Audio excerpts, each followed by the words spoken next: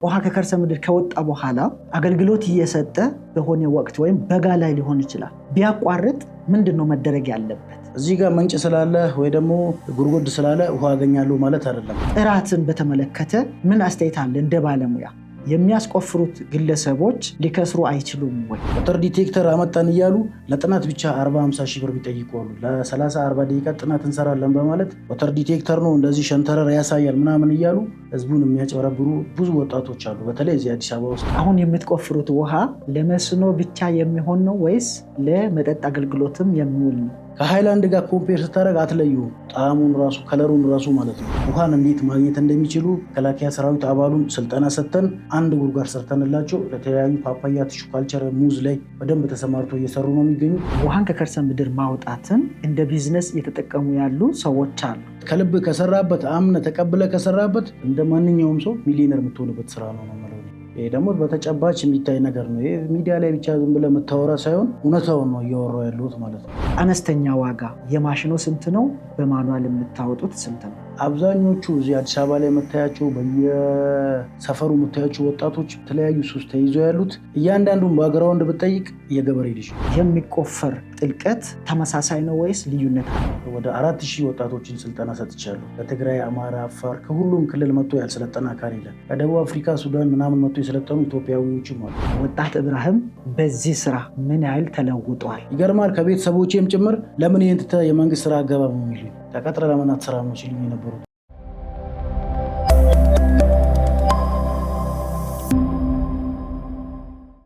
ሰላም ጤና ይስጥልን። ውድና የተከበራችሁ የገበያ ሚዲያ ቤተሰቦች እንደምን ቆይታችኋል?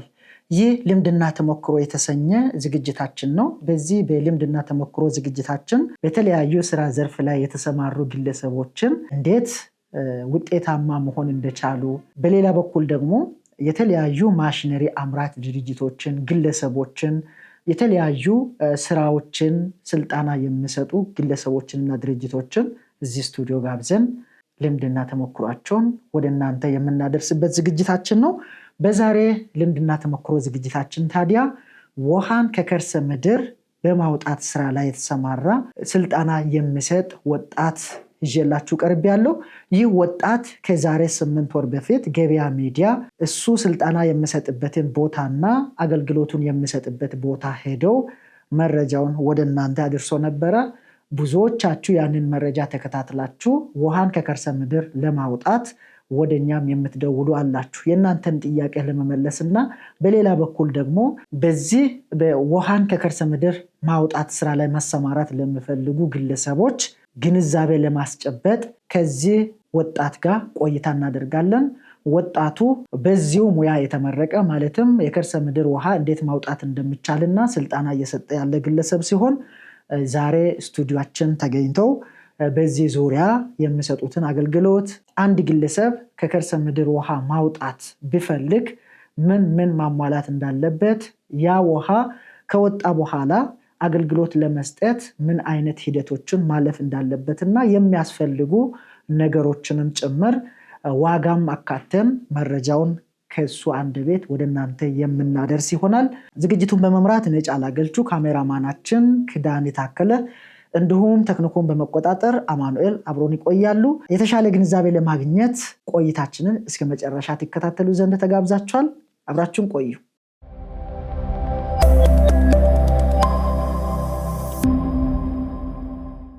ወንድሜ ኢብራሂም እንኳን ደህና መጣ። እንኳን ደህና ቆዩ። የስራ ድርሻህንና ስምህን ለተመልካቾቻችን ግለጽልን። ኢብራሂም አሊ አብደላ እባላለሁ። የተወለድኩት በምዕራብ ሸዋ ባኮቲ ቤ ይባል ሾቦካ የምትባል ትንሽ ከተማ ውስጥ ነው። ከሐረማያ ዩኒቨርሲቲ በ2011 ባች ነኝ። ከዛ ነው ግራጁዌት ያደረኩት በፕላንት ሳይንስ። አሁን ላይ ስለ ውሃ ፈጠራ ሰርቼ ያለ አንድ ማሽን ውሃን ከከርሰ ምድር እንዴት ማውጣት ይቻላል በማለት እሱን ሰርቼ ለ7-8 ዓመት በላይ ሰርቼበት አሁን እንደ ሀገር በስፋት እየሰራሁበት እገኛለሁ ማለት ነው። በመቀጠል ገበያ ሚዲያ ስልጠና የምሰጥበት ቦታ ላይ ኢንተርቪው ወስዳችሁ ነበረ። የተለያዩ ሰልጣኞችንም ኢንተርቪው ያደርጋችሁ ፕሮግራሙን ሰርታችሁ ነበረ። ከዛም ባሻገር ደግሞ ለሁለተኛ ጊዜ ደግሞ ውጤቱን በየግለሰብ ግቢ እየሰራን ከጨረስን በኋላ ውጤቱ ምን አይነት ውጤት እንደሆነም ፕሮግራም ሰርታችሁ ለሶስተኛ ጊዜ ስቱዲዮ ስለጋበዛችሁኝ ከልብ ላመሰግናችሁ እወዳለሁ ማለት ነው። እንግዲህ እኛም ያው ጥሪያችንን አክብረህ ስለመጣ በእኔና በተመልካቾቻችን ስም እጅግ በጣም አድርገን እናመሰግናለን። ከ8 ወር በፊት ነው ለሁለተኛ ጊዜ አንተ ጋር መተን የከርሰ ምድር ውሃ አወጣጥና ውጤቱን ለተመልካቾቻችን ያደረስ ነው። እሱን ቪዲዮ ተከታትሎ በርካታ ሰዎች ወደኛም የሚደውሉ አሉ፣ ጥያቄም የሚያነሱልን አሉ። ከዛ በኋላ ደግሞ በርካታ ግለሰቦች በአሁን ሰዓት ሶሻል ሚዲያን ተቆጣጥሮታል ማለት ይቻላል። ውሃን ከከርሰ ምድር እናወጣለን የሚሉ አሉ። ጎን ለጎን ደግሞ የተለያዩ ውሃን ከከርሰ ምድር የሚያወጣ ማሽነሮች አሉን የሚሉ ሰዎችም አሉ። ለመሆኑ አንድ ሰው ውሃን ከከርሰ ምድር ለማውጣት ምን አይነት መስፈርቶችን ማሟላት አለበት? አንድ ግለሰብ ወይም አንድ ወጣት መጥቶ ስልጠናውን ከወሰደ በኋላ ውሃን ከከርሰ ምድር ለማውጣት ዝም ብለህ ሄደህ አይደለም የምታወጣው። ማሟላት ያለብህ መስፈርቶች ብዙ አሉ። ከዛ ውስጥ የተወሰነውን ለመጥቀስ ስሞክር መጀመሪያ ጥናት ነው የሚደረገው። ለምሳሌ የሆነ ኤሪያ፣ የሆነ ግቢ ላይ፣ የሆነ ተቋም ላይ ልትሰራ ስትሄድ አካባቢው ላይ ጥናት ትወስዳለህ። ስንት ሜትር ላይ ውሃውን ማግኘት እንደሚችል ወተር ዲቴክተር አለ። በሱ ማሽን ጥናት ትወስዳለህ። ከወሰድክ በኋላ የመጀመሪያ ወተር ቴብሉን የምታገኝበት ዴብዝ ማግኘት መቻል አለብህ።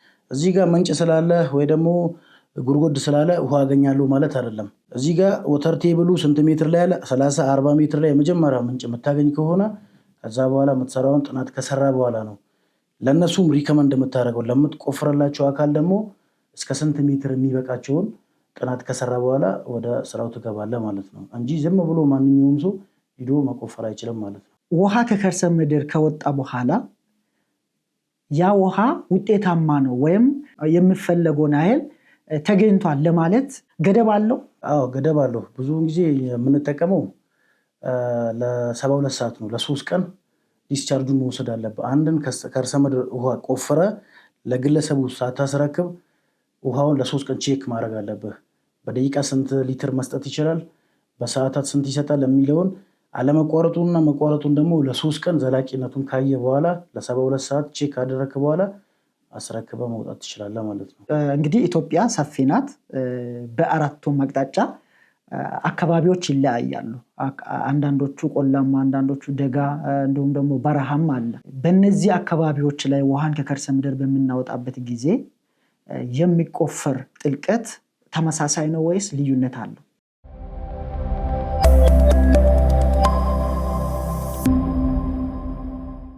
ልዩነት አለው። ለምሳሌ የተለያዩ ስቴቶችን እንደዚህ ክልል ሳይሆን አዲስ አበባ ላይ ራሱ ከወሰድን በየሰፈሩ ይለያያል ጥልቀቱ። ለምሳሌ ፉሪ ጀሞ ኤሪያ አካባቢ ላይ 30-40 ሜትር ላይ በየግለሰብ ግቢ ላይ በቂ ውሃ ይሆናል። እንደዛ ወደ አሸዋ ሜዳ ወደ ሌላ ሰፈር ከሄድክ ደግሞ 70-80 ሜትር ራሱ በቂ የማይሆንበት ቦታ አለ። ለዛ እንደየሰፈሩ እንደየቦታው ይለያያል ማለት ነው። እዛ ላይ የምትጠቀሙት ማቴሪያሎች ደረጃ አላቸው? እኛ ውሃውን ቆፍረን ከጨረስን በኋላ ባለቤቱ ባለጉድጓዱ የሚገዛቸው ማቴሪያሎች ይኖራሉ። ፒቪሲ አለ። የብረትም ይሁን የፕላስቲክ መጠቀም ይችላል፣ ግድግዳው እንዳይናድበት፣ ሁለተኛ ውሃውም እንዳይደፈርስ። ከዛ ባሻገር ደግሞ ውሃውን ሰፕላይ አድርጎ ለመጠቀም ደግሞ ለአገልግሎት ወደ ተለያዩ ታንከሮች ለመጠቀም ደግሞ ሸንበቆ ሰመርሰብል ፓምፕ ይባላል። የፈረስ ጉልበት ላይ ይለያያል። ግማሽ ከፈረስ ጉልበት እስከ ብዙ አለ። ለ30-40 ሜትር ግማሽ የፈረስ ጉልበት ይበቃል።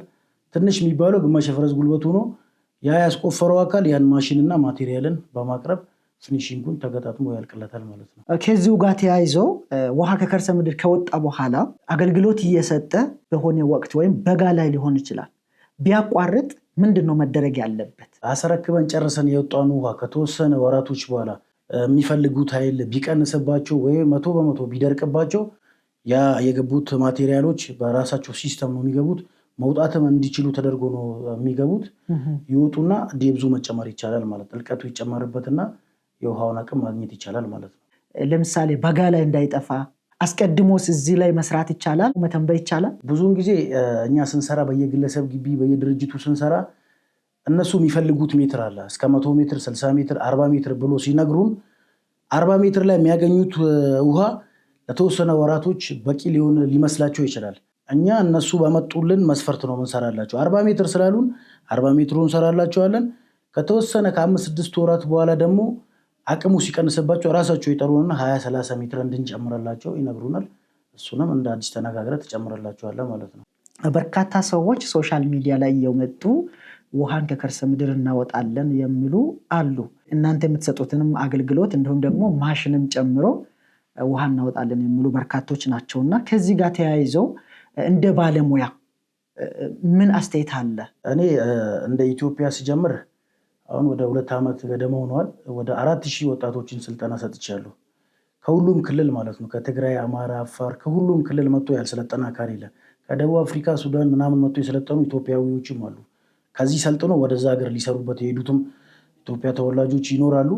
እንደዛ ሳሰለጥን እኔ በ4000 ምናምን በማለት ብቻ አይደለም በሚሊዮኖች ነው የማሰልጠን ህልምን ይዤ የተነሳሁት።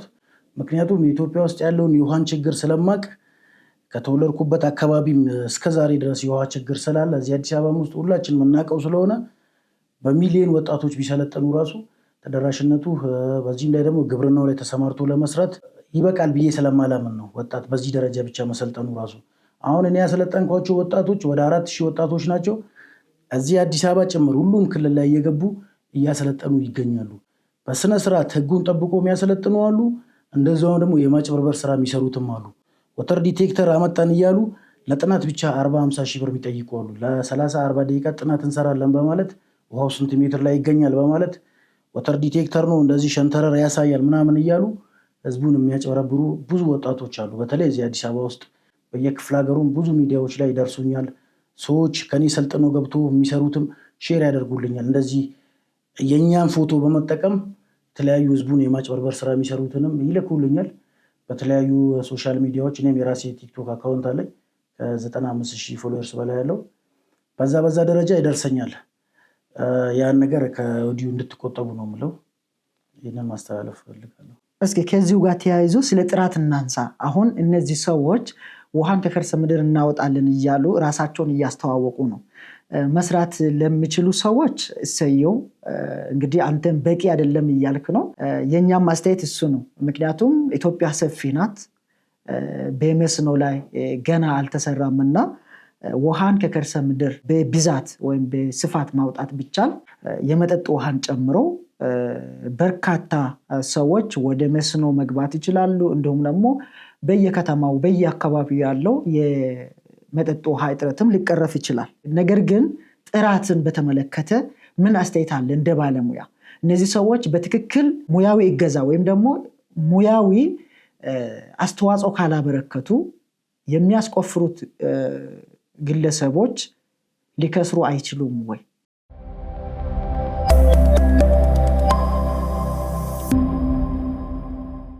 ጥራት በሚለው ወጣቶቹ ከዚህ ሰልጥኖ ሂዶ የ30 ደቂቃ የ1 ሰዓትን የውሃውን አቅም ብቻ በማሳየት እያስረከቡ በሚወጡበት ሰዓት አንድ ግለሰብ 100-200 ሺህ ብር አውጥቶ አሰርቶ ከ1 ወር ከ2 ወር በኋላ የሚደርቅበት ከሆነ ይሄ እንደ ኪሳራም እንደ ትችትም እየተነሳብን ነው ያለው። ያ ማለት ምንድነው? አንደኛ በታማኝነት መስራት ነው።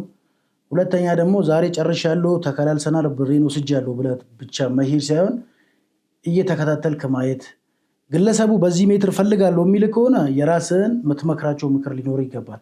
ከ2 ከ3 ወር በኋላ አቅሙ ሊቀንስ ይችላል ብለህ ነግሮ ያካመነበት ከሆነ ችግር የለውም። አብዛኛው ግን አሁን እየተደወለብኝ እኔ ማላቃቸው እኔ አሰልጥኜ ከብዛት የተነሳ ፊታቸው ማላቅ ብዙ ሰው ወጣቶች አሉ።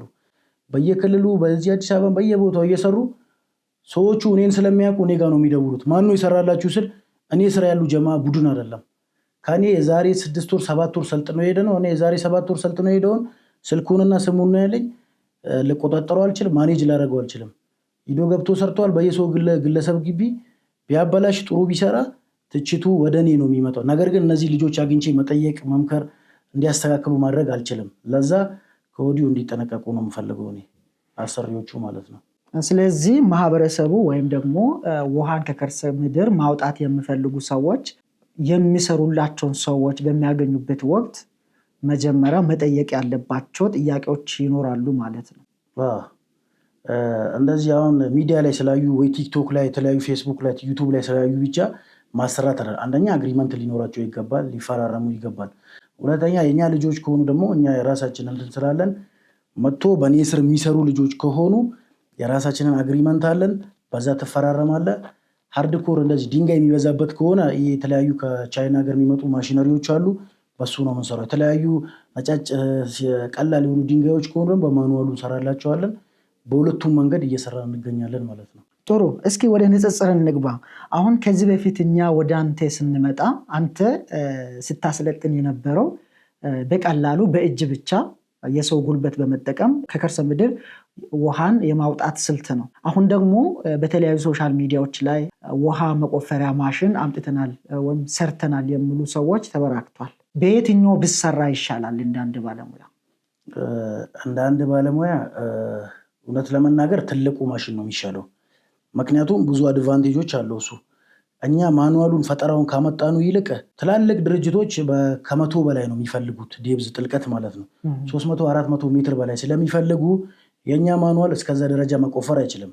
ሁለተኛ ደግሞ ሃርድ ኮር ጥቁር ድንጋይ እንደዚህ በዚህ ደረጃ አይቆፍርም። ከዛ አንጻር ሲታይ ትልቁ ማሽን ነው ማስቆፈር የሚፈልጉት። ለስሞል ስኬል የሚባሉ ለተለያዩ ወረዳ ላይ ያሉት የተለያዩ ገጠር ላይ ለግለሰብ ለ3-4 መኖሪያ አካባቢዎች ለጎረቤት ደግሞ የኛ በጣም ቀላል የሆነች ሲስተም ነች። ወጪውን በዛው ደረጃ ነው። ያ ቢያንስ እስከ 18,000 ብር ነው 1 ሜትር የሚቆፍሩበት ማለት ነው። ትላልቅ ማሽን የሚሰሩት ያ ፕሮሰስም አለው። የኛ ግን 1 ሜትር ሲያስቆፍሩ ቀለል ባለ ወጪ ማግኘት ይችላሉ። ዲያሜትሩ ሁሉ ነገሩ አንድ ነው። ትላልቅ አለት የሆነ ድንጋይ በመስበርና ጥልቀት በመሄድ ላይ ነው ዲፍረንስ፣ በጣም ልዩነት ያለው በዛ ደረጃ ነው ልዩነቱ ማለት ነው። የኛ ደግሞ አድቫንቴጅ አለው የምንለው ያለ ነዳጅ ነው የሚሰራው። ቆጣሪ ያለበት ከሆነ 3 ፌዝ ሲንግል ፌዝ የሚሉትም ነገርም የለውም። ቀለል ባለ በሰው እጅ ማጓጓዝ ትችላለህ። ጠባብ በሆነች ቤት ውስጥ መኖሪያ ቤት ውስጥ መስራት ትችላለህ። ቦታም አይፈልግም። ብዙ ፕሮሰስ ስላሌለው እኛ ቀለል ያለም ስለሆነ ብዙ ለየት ያደርገዋል ብዬ አስባለሁ። ስለዚህ ብዙ ጥልቀት ያለውን ማስቆፈር ለሚፈልጉ ሰዎች ማሽኑ የተሻለ ነው ማለት ነው። ከነዚህ ማሽኖች የትኛው ይሻላል ትላችኋለህ? አሁን እንግዲህ በየአካባቢው 60 ሜትር፣ 50 ሜትር፣ 100 ሜትር፣ 120 ሜትር፣ 80 ሜትር የሚቆፍር ማሽን ሰርተናል የሚሉ ሰዎች አሉ። ገበያ ሚዲያም የተመለከታቸው ድርጅቶችም አሉ። እነዛ ድርጅቶች ያንን ማሽን የመስራት አቅም አላቸው ወይ የሚለውን አጥንተን ስለሆነ የሰራ ነው። ከዚሁ ጋር እያይዘ ምናልባት እዚህ ላይ የምትላቸው ነገር ካለ?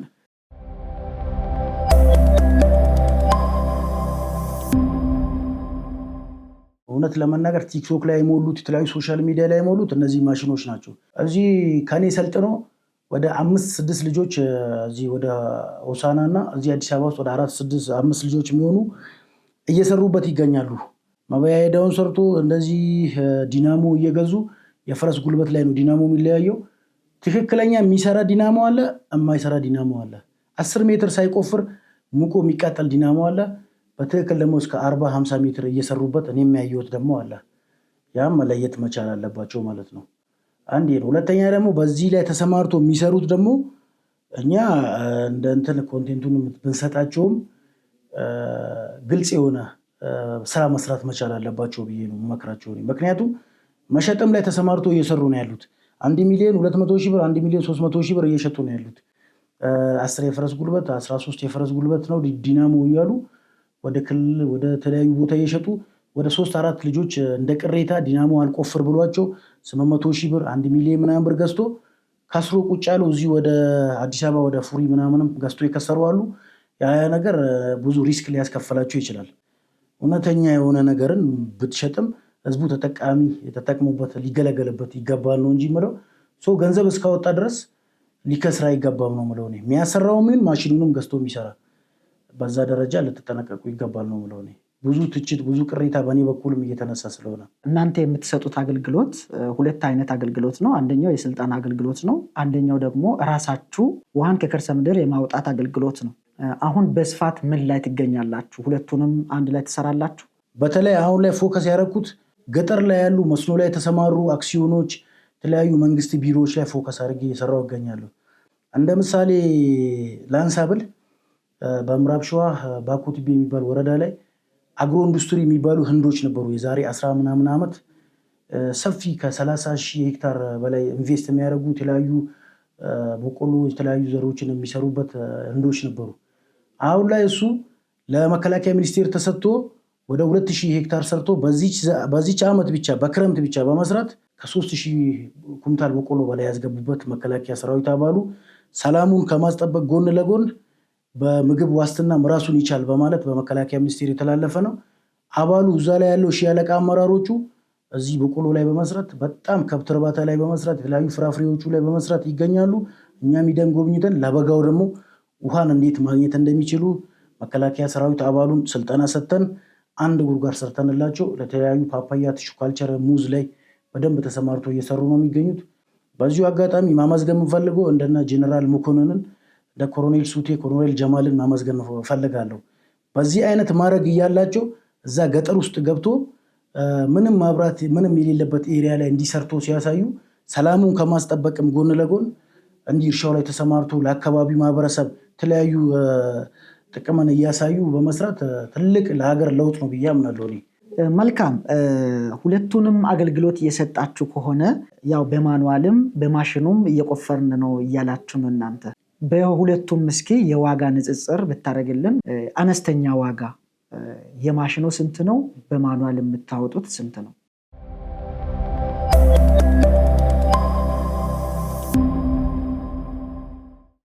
አሁን በማኑዋሉ ምንሰራው እንደየቦታው ነው ብያለሁ። ማኑዋሉ ትላልቅ አለት የሆነ ጥቁር የሆነ ድንጋይም አይችልም። እስከ 16 ሜትር 10 ምናምን ሜትር ከሆነ ነው ብቻ መስበር የሚችለው እንጂ ከዛ ጥልቀት ሂዶ መስበር ስለማይችል ማሽኑ የማኑዋሉ ከ5000 እስከ 8000 ባለው እየሰራ ነው የምንገኘው። ለሜትር ነው? ለሜትር። በማሽን ከሆነ ሃርድኮር የሚባል ድንጋይ ሰባብሮ እንደዚህ እያደቀቀ የሚያወጣ ማሽን ደግሞ አለ። እሱ ደግሞ ሜትር እስከ 13000 ብር ነው የምንሰራው። እስከ 13 እስከ 14000 ብር ሜትር ይሰራል። ትላልቅ ማሽኖቹ የተለያዩ እንደ ድርጅት አድርጎ የሚሰሩት እስከ 18000 22000 የሚሰሩ አሉ፣ አንድ ሜትር ማለት ነው።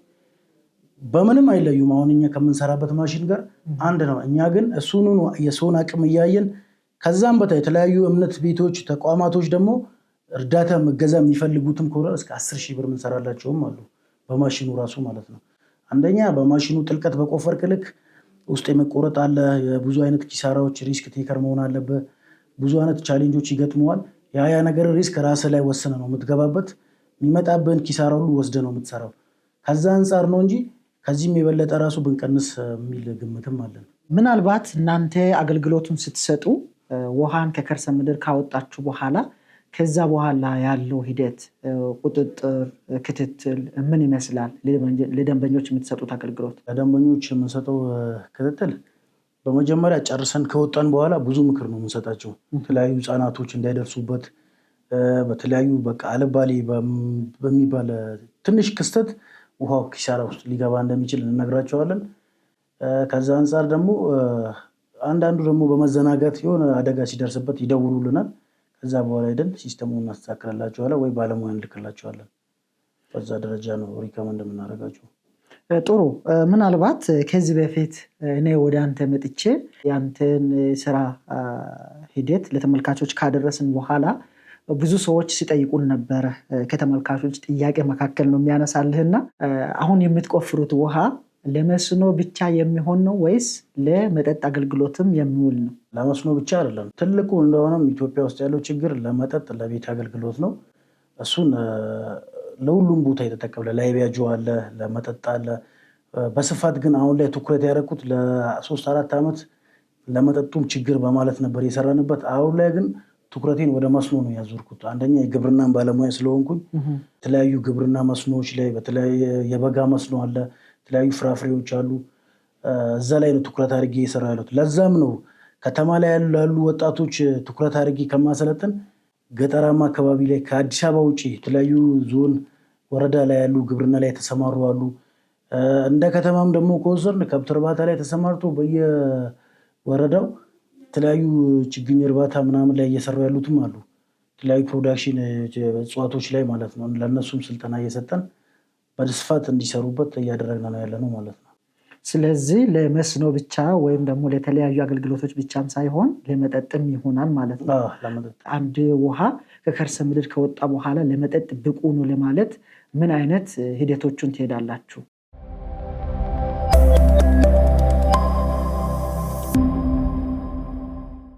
አሁን አብዛኛውን ጊዜ ለመጠጥ ይሆናል ብለን ሪከማንድ አድርገን ለግለሰቡ እንትን የምንለው ድሮ የሚቆፈር በባህላዊ የሚቆፈር የጉድጓድ ውሃ አለ፣ ቢሪ የሚባል ማለት ነው። እሱን 18 ሜትር ላይ 15-16 ሜትር ላይ ቆፍሮ ለመጠጥ የሚጠቀሙ አካባቢዎች ላይ እኛ ደግሞ እስከ 40 ስንቆፍርላቸው ከዚህ በፊት ትራዲሽናሉን ሲጠቀሙ የነበሩትን ከዛ አንፃር ግምት ውስጥ ያስገቡና ይሄ ደግሞ ኳሊቲ ይበላለታል። ያ ጮጮ የሚል ከሆነ ይሄ ደግሞ የበለጠ ኳሊቲ ስላለው ለመጠጥ ይገለገላሉ። እንደዛ እያደረግን ነው። እዚህ ከተማ ላይ ደግሞ ማጣሪያ እየገዙ ለመጠጥም እየተጠቀሙ ያሉት አሉ። ለምሳሌ ግቢ ላይ 10-20 ሜትር ላይ የሚያገኙትን 30-40 ስንቆፍርላቸው በዛ 2 እጥፍ ስለሚበልጥ የውሃውም ኳሊቲ ጣዕሙም የተለየ ስለሆነ ከሃይላንድ ጋር ኮምፔር ስታደርግ አትለዩም። ጣዕሙን ራሱ ከለሩን ራሱ ማለት ነው። ያ ማለት ምንድነው? ይሄ በኬሚካል ተደርጎ ፓክድ ተደርጎ ሃይላንድ ሆኖ የሚመጣ ነው። የኛ ደግሞ እንደዚህ ሲሆን ማጣሪያ የገዙበትና በማጣሪያ ለመጠጥም እየተገለገሉበት ያሉት ግለሰቦች አሉ። ገጠር ላይ ደግሞ በዚህ ደረጃም አይሄዱም። የባህላዊውንም እየጠጡ እየተጠቀሙ ስለነበሩ ይህንን ሲያገኙ ኦቨር የበለጠ አድርገው ነው የሚጠቀሙት። በተለምዶ ለምሳሌ አዋሳ መውሰድ እንችላለን፣ አዳማ። እዛ አካባቢ ለመጠጥ አገልግሎት የሚጠቀሙት ውሃ ጥርሳቸውን እንዳበለዘ እስካሁን ድረስ ያሉ ሰዎች አሉና ከምንድን ነው ይሄ ነገር የመጣው ሲባል ውሃው ነው እንደዛ ያደረጋቸው ይባላል። ምናልባት እንደየአካባቢው ከከርሰ ምድር የሚወጣ ውሃ ኬሚካል አይኖርበትም ወይ? እኛውን ከተለምዶ የሚሆን አካባቢ ላይ አሁን እኔ የተወለድኩበት አካባቢ ላይ ራሱ እስከዛሬ ድረስ ቤተሰቦቻችን የጉድጓድ ውሃ ነው የሚጠጡት። እኔ አሁን እንደዚህ ስፔሲፊካሊ እንዳና አዳማ ሐዋሳ አለ፣ እውነት ነው። ጥርሳቸው የተበለዘ ምናምን ብዙ ጓደኞች ነበሩ እኛም በዩኒቨርሲቲ ላይፍ ላይ ማለት ነው። ያ ምንድነው እንደየአካባቢው ነው። ያን ጥናቱን ባናቅም ምን እንደሆነም ባንደርስበትም እኛን ያጋጠመን እንደዚህ አይነት ክስተት የለም።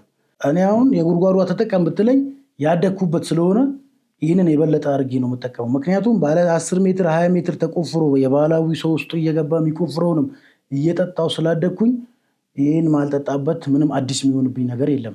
እዚህ አዲስ አበባ ደግሞ ስንሰራላቸው እንደዚህ አይነት የባህላዊውንም አይቶ የማያውቁ ደግሞ የራሳቸውን ጥናት ያስደረጋሉ። ቀስ በቀስም እየተላመዱ ይመጡና ማጣሪያውን ገዝቶ ለመጠጥም እየተጠቀሙ ያሉበት ነው። እንደዚህ አይነት ጊዜ ላይ ነው ያሉት ማለት ነው። እስኪ ወደ ቢዝነሱ እንሄድና እንግዲህ ኢትዮጵያ ሰፊ ናት። ውሃ ደግሞ ለኢትዮጵያ ወይም ለሀገራችን የጀርባ አጥንት ማለት ይቻላል። ለምሳሌ ግብርና ብንወስድ ያለ ውሃ መስራት አይቻልም እና ወደ ቢዝነሱ ስንመጣ ውሃን ከከርሰ ምድር ማውጣትን እንደ ቢዝነስ እየተጠቀሙ ያሉ ሰዎች አሉ። ያ ማለት በማውጣትም ከወጣ በኋላም ያንን ውሃ ወደ ቢዝነስ በመለወጥም እንዲሁም ደግሞ ለመስኖ አገልግሎት እየተጠቀሙ የተለያዩ ስራዎችን ይሰሩበታል።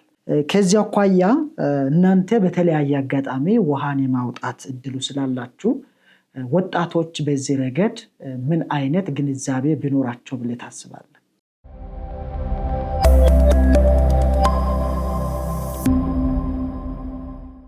አሁን ወጣቶች የተለያዩ በሚዲያ በርቀት የሚያቆኝ የሚሆን በአካል መጥቶ እኔ ጋር የሰለጠኑት አብዛኞቹ ሚሊዮነር የሆኑበታሉ። እኔ ማውቃቸው እዚሁ አዲስ አበባ መጥቀስ የምችለውን በዚሁ እኔ ጋር መጥቶ ሰልጥነው ወደ ስራው ገብቶ ለየግለሰቡ እየሰሩ ስልጠናውንም እንሰጣለን በማለት በትክክል የሚሰሩት ህይወታቸውን የለወጡም አሉ።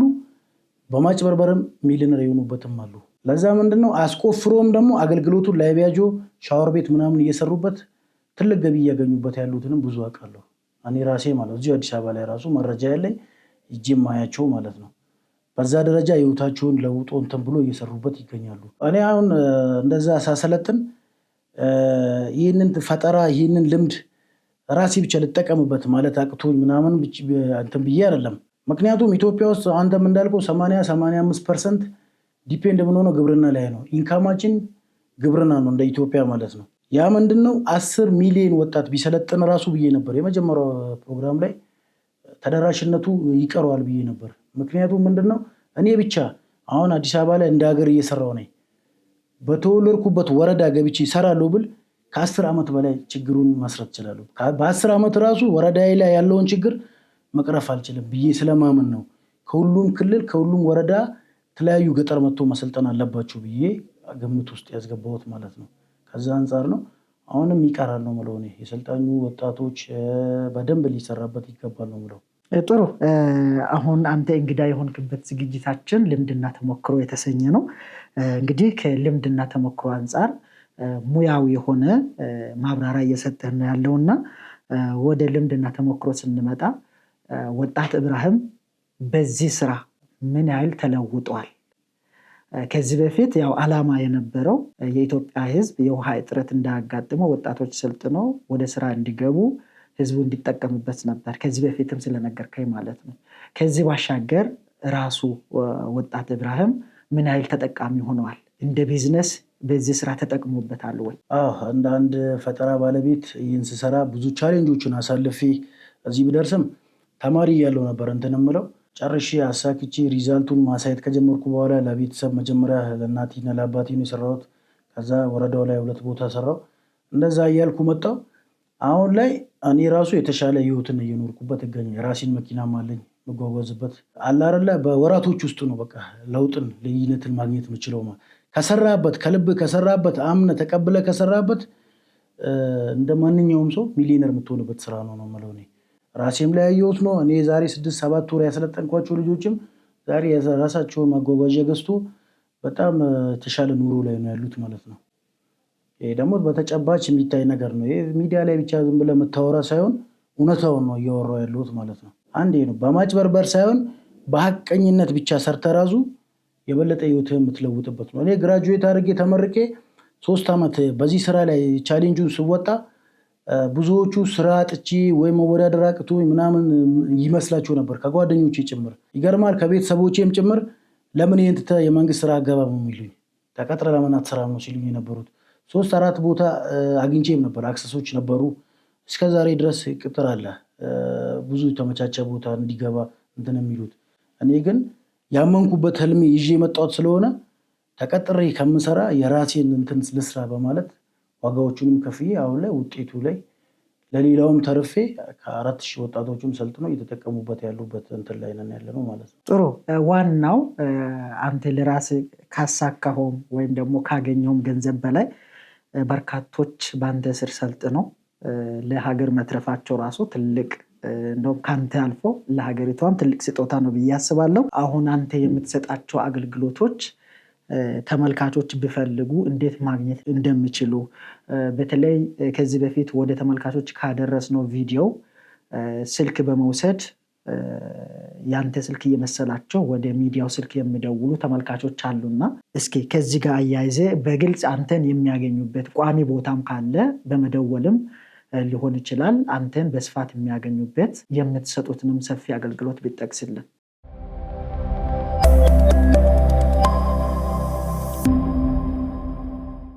ዛሬ 8 ወር መታችሁ ስትቀርጹኝ ወደ 200-300 ስልክ ነበር። ለ1 ሰዓት ለ2 ሰዓት እንኳን ሳይለንት አድርጌ የሆነ ፕሮግራም ላይ ከገባው ብዙ ስልክ እየተደወለ ያጣኝ ነበር። አሁን ላይ ምንድነው ያደረኩት? በዛው ስልክ በራሴ ስልክ አለ፣ እንደዛው የራሴ ሚዲያ ቲክቶክ አለ ከ95000 ፎሎወርስ በላይ ያለው በሱ ላይ ያገኙኛል። እዛ ላይ ጽፉልኛል፣ በውስጥ ቴክስት ያደርጉልኛል። የራሴ ስልክ አለ 0911 83 4102 ነው። በዛ ታገኙኛላችሁ። እንደዛውም ደግሞ ቢዚ የሚሆንባችሁ ከሆነ በቴክስት ላኩልኝ። ከዚህ ሀገር ነው ምናምን ብላችሁ ከቴክስት ካደረጋችሁልኝ እኔ መልሼ ያለውን ኢንፎርም አደርጋችኋለሁ ማለት ነው። በተጨማሪም ተመልካቾች እሱ ከተናገረው በላይ ስልኩን በቪዲዮ ስር እንጽፍላችኋለን። እሱን ስልክ በመጠቀም እሱን በቀጥታ ማግኘት ትችላላችሁ ማለት ነው። ምናልባት በመጨረሻ ለወጣቶች በተለይ የዚች ሀገር አምራች ኃይል የሚባለው ወጣቶች ናቸው። ሌሎች አምርቱም ወይም ስራ አይሰሩም ለማለት ሳይሆን ያው ፕሮግራሙም ወጣቶችን ስለሚመለከት ነውና ለወጣቶች መልእክት ካለ በተለይ ይህንን ስራ እንደ ቢዝነስ ለመስራት ወይም እንደ ስራ ቆጥሮ መስራት ለሚፈልጉ፣ በሌላ በኩል ደግሞ ለራሳቸው ለቤታቸው በተጨማሪም ይህንን ከርሰ ምድር ውሃን በመጠቀም መስኖ ወይም ግብርና መስራት ለሚፈልጉ የምታስተላልፈው መልእክት ካለ እድሉን ልስጥ። ለወጣቶች ማስተላለፍ የምፈልገው በድጋሚ አብዛኞቹ እዚህ አዲስ አበባ ላይ የምታያቸው በየሰፈሩ የምታያቸው ወጣቶች በተለያዩ ሱስ ተይዘው ያሉት እያንዳንዱን በግራውንድ ብትጠይቅ የገበሬ ልጅ ነው። አብዛኛው ከ80% በላይ ብታይ የገበሬ ልጆች ናቸው። ከተማ ገባን በማለት ብቻ ፀጉራቸውን ፈርዞ ሱሪያቸውን እንትን ብሎ ከተማ ላይ እንደፈለጉ ነው የሚሉት። የዛሬ 10 ዓመትም ዛሬ በምታያቸው ፖዚሽን ነው የምታየው። እንደሆነም በሱስ ደቆ ነው የምታያቸው። ገብቶ ግን የቤተሰቦቻቸው መሬት ላይ ገብቶ ቢሰሩ 1 ዓመት 2 ዓመት ሳይሰሩ ትልቅ ለውጥ ነው የሚያሳዩት። እያሳዩም ያሉት አሉ። ግራጁዌት አድርጎ ስራ መግባት ትቶ የሚቀመጥ ወጣት አለ። ብዙ ስራው የማይበቃኝም ችግር ነው ብሎ 2-3 ወር ተቀጥሮ ትቶ ይገባም አለ። እንደዚህ አይነት ነገር ላይ ተሰማርቶ ቢሰሩ አሁን እንደ ሀገርም በሚዲያ የምታዩት ነገር ነው። በጠቅላይ ሚኒስቴር ዶክተር አብይ የተለያዩ አክሰሶች በክልል ፕሬዝዳንቶች እንትን እየተባለ ለወጣቶችን በማደራጀት ላይ ለከብት እርባታ፣ ለተለያዩ መስኖች፣ ለተለያዩ ችግኝ ፕሮዳክሽኖች ላይ ብዙ ነገር አክሰስ እየተፈጠረ በአክሲዮን መሬት እየተሰጣቸው እንደዚህ አይነት ላይ ተሰማርቶ ነው ያሉት። ያ ደግሞ ምንድነው ይህንን ውሃ ማውጣት የሚችሉ ከሆነ መሬት ካሌለው እንኳን ኮንትራት ወስደ መስራት ትችላለህ። እንደዚህ አቅመ ደካማ የሆኑት መስራት የማይችሉ ደግሞ መሬት ያላቸው ይዞታ ያላቸው አሉ። ከእንደነዚህ አይነት መሬት ደግሞ ኮንትራት የ10 ዓመት የ5 ዓመት ወስደ ብዙ ትልቅ ለውጥ መስራት ትችላለህ ማለት ነው። ይህንን ነው ማስተላለፍ የምፈልገው። ልትሰሩበት ይገባል ነው የምለው። ጥሩ እንግዲህ ከዚህ በላይ አብረን ብንቆይና በርካታ ጉዳዮችን አንስተን ለተመልካቾች ብናደርስ ደስ ይለኝ ነበረ። በቀጣይ ግን ገበያ ሚዲያ ያው በድጋሚ ከእናንተ መረጃ በፈለገበት ሰዓት ቢደውልላችሁ መተህ መረጃ እንደምትሰጠን አንጠራጠርም። እውነት ነው፣ እመጣለሁ፣ ችግር የለውም። እንግዲህ ስለመጣህ በእኔና በተመልካቾቻችን ስም እጅግ በጣም አድርገን እናመሰግናለን። በሌላ ጊዜ እንገናኛለን። አመሰግናለሁ። ክቡራንና ክቡራን ተመልካቾቻችን ልምድና ተሞክሮ የተሰኘ ዝግጅታችን ከወንድማችን እብርሃም ጋር ያደረግነው ቆይታ እንደተከታተላችሁት ይመስል ነበረ።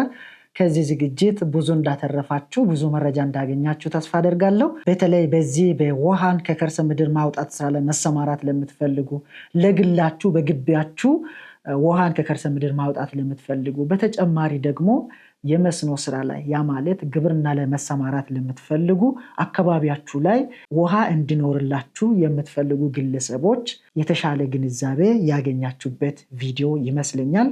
ከዚሁ ጋር ተያይዞ ይህንን ስራ ወደ ቢዝነስ መቀየር ለምትፈልጉ ደግሞ ስራው እጅግ በጣም ውጤታማና ትርፋማ እንደሆነ ወንድማችን ገልጾልናል ማለት ነው። በሌላ በኩል ደግሞ ውሃ ለህይወታችን ለኑሯችን አስፈላጊ እንደሆነ ይታወቃል። ከዛም በላይ ደግሞ በአሁን ሰዓት ውሃን ተጠቅመን የምንሰራቸው የስራ አማራጮች ዘርፈ ብዙ ስለሆኑ ውሃን ከከርሰ ምድር በማውጣት ስራ መስራት እንደሚቻል በዛሬ ልምድና ተሞክሮ ዝግጅታችን ወደ እናንተ ያደረስነው መረጃ ነበረ።